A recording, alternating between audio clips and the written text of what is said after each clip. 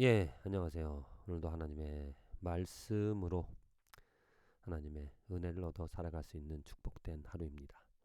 오늘 2월 8일 읽을 말씀은 창세기 41장, 그리고 욥기 7장, 마가복음 11장, 로마서 11장의 말씀입니다. 말씀을 읽고 우리들이 좀 생각해 볼 주제가 이 하나님의 크기, 하나님의 놀라우신 그 존재감, 우리는 다 헤아릴 수 없습니다. 하나님의 높이와 깊이와 넓이, 크신 그 하나님을 헤아릴 수 없지만 그 크신 하나님이 이 땅에 우리들과 관계를 맺으러 어떠한 일들을 행하셨다는 거죠. 어제 말씀에 우리가 겸손함이었었습니다. 하나님의 그 높으신 지위를 그냥 찬양받기에 그 합당하신, 경배받기에 합당하신 그 하나님께서 이 땅에 죄인인 우리들을 위하여서 이 땅에 어떠한 일들을 행하시는 하나님의 그 자상하심을 우리들은 이 말씀을 통해서 알 수 있다. 먼저 마가복음 11장, 예수님 이 땅 위에 왕으로 지금 이스라엘 백성들이 그대로 나귀를 타고 오시는 그 예수 그리스도를 경배하고 있습니다. 찬송하리로다 주의 이름으로 오시는 이여 찬송하리로다. 오는 우리 조상 다윗의 나라의 가장 높은 곳에서 호산나 하더라.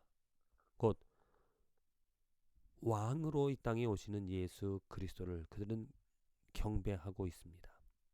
하지만 지금 왕의 모습은 어떠한가? 나귀 새끼를 타고 오시는 그 겸손함. 전혀 외적인 모습, 모든 피조물들의 찬양 받으시기에 합당하신 그 왕께서 오시는 모습이 우리들이 일반적으로 생각하는 모습과는 전혀 다른 모습으로 이 땅에 오시죠. 그러나 하시는 일은 분명히 다릅니다. 이후에 성전으로 들어가셔서 성전을 깨끗하게 하십니다. 그들이 예루살렘에 들어가니라 예수께서 성전에 들어가서 성전 안에서 매매하는 자들을 내쫓으시며 돈 바꾸는 자들의 상과 비둘기 파는 자들의 의자를 둘러 엎으시며 아무나 물건을 가지고 성전 안으로 지나다님을 허락하지 아니하시고. 저는 이 모습을 보면서 정말 예수 그리스도이기 때문에 이 일을 하실 수 있다. 어느 종교 지도자, 어느 사람도 그 성전의 부패함을, 성전의 타락을, 성전의 더러움을 씻어낼 수 없었는데 예수님께서 내 집은 만민의 기도하는 집이라 이렇게 그 하나님의 성전을 깨끗게 하시는 그 일들을 하나님의 영광을 위하여서 또 우리들을 이 이스라엘 백성들을 위하여서 이 일을 하셨다는 거죠. 그리고 로마서 11장입니다. 바울이 하나님의 구원의 계획을 이스라엘 백성들 또 이스라엘 백성들이 순종하지 아니함으로 인하여서 이제 이방인의 구원에 대하여서 이야기를 하고 이스라엘 백성의 구원도 남은 자들이 있고 하나님께서 그 구원을 포기하지 않으신다. 이스라엘 백성 또 유대인들 그리고 이방인들 모두가 다 하나님의 계획에 의하여 하나님의 뜻에 의하여 구원 받을 것이다라는 선택받은 자 구원 얻을 것이라는 그 말들을 하고 마지막 36절 이는 만물이 주에게서 나오고 주로 말미암고 주에게로 돌아감이라 그에게 영광이 세세 있을지어다. 아멘. 바로 하나님의 구원의 계획, 정말 사람으로서는 헤아릴 수 없는 깊도다 하나님의 지혜와 지식의 풍성하며 그의 판단은 헤아리지 못할 것이며 그의 길은 찾지 못할 것이로다. 누가 주의 마음을 알았느냐? 누가 그의 모사가 되었느냐?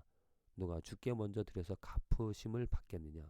하나님의 고유한 하나님의 주권을 말하고 그 하나님의 주권은 크다라고 말하면서 또한 그 주권으로 하나님께서 미천한 우리들을 구원하시기 위하여 예수 그리스도를 이 땅에 보내주셔서 그의 십자가와 그의 보혈로 구원의 길을 이방이나 이스라엘이나 구원의 길을 우리에게 보여주셨다. 그러니 어찌 하나님을 찬양하지 않을 수 있겠느냐.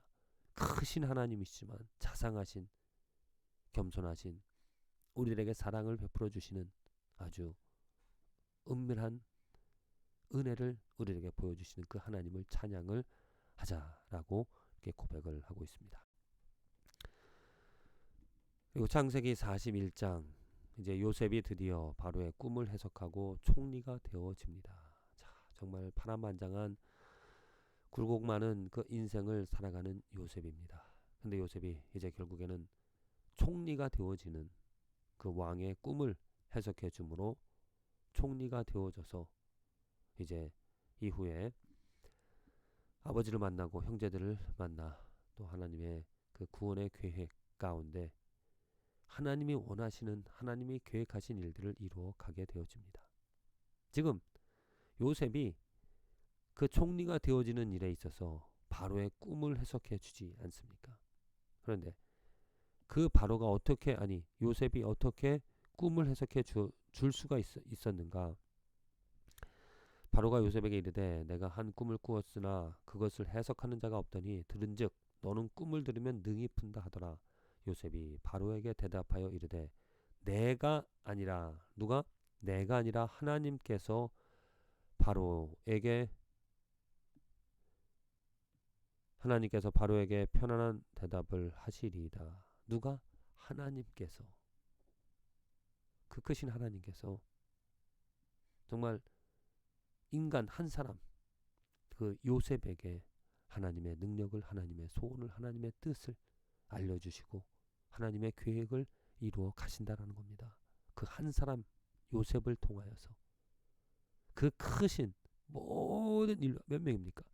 헤아릴 수 없는 모든 인류의 왕으로 계신, 찬양받으시기에 그 합당하신 그 왕께서 한 사람에게 그 꿈의 내용을 알려주시며 해석하게 하신다라는 것.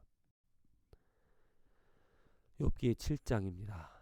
자, 욥이 아주 이제 구체적으로 자기 인생에 대해서, 자기가 고통을 받는 것에 대해서 친구들에게 고백을 하고 있습니다. 고통받는 자. 지금 욥의 그 고통, 욥의 아픔을 우리들은 이해할 수 있습니다. 어떻게 보면은 하나님께서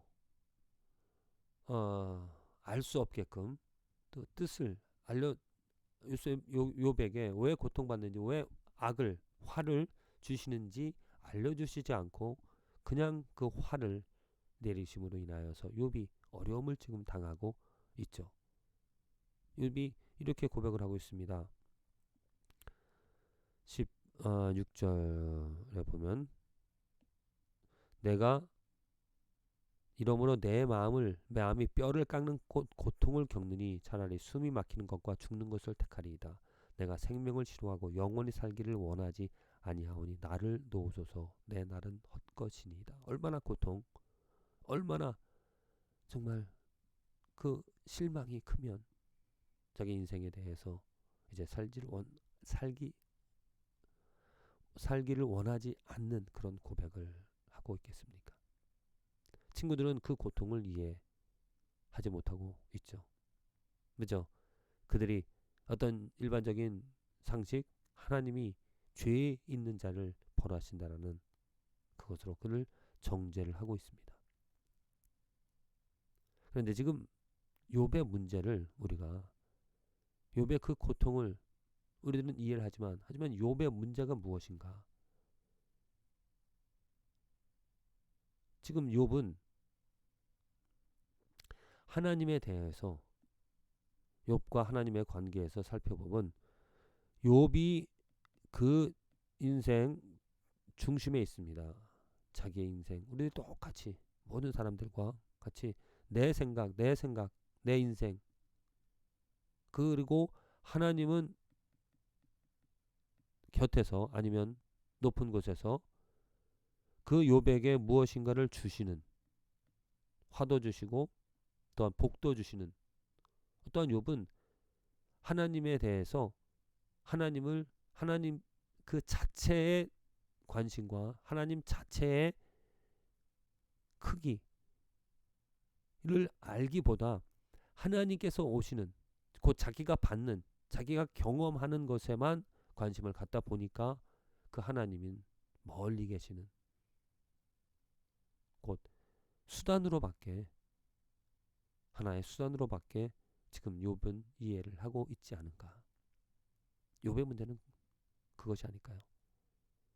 우리들이 똑같이 이 인생에서 필요한 것들을 하나님께 구하고 그래서 좋은 것을 받으면 하나님께 감사하고 또 나쁜 것을 화를 받으면 하나님께서 왜 이런 화를 주시는지 불평을 하곤 지금 욥처럼 고통스럽다라고 인생 살기 어렵다라고 그렇게 고백하며 살아가고 있는 것이 아닐까.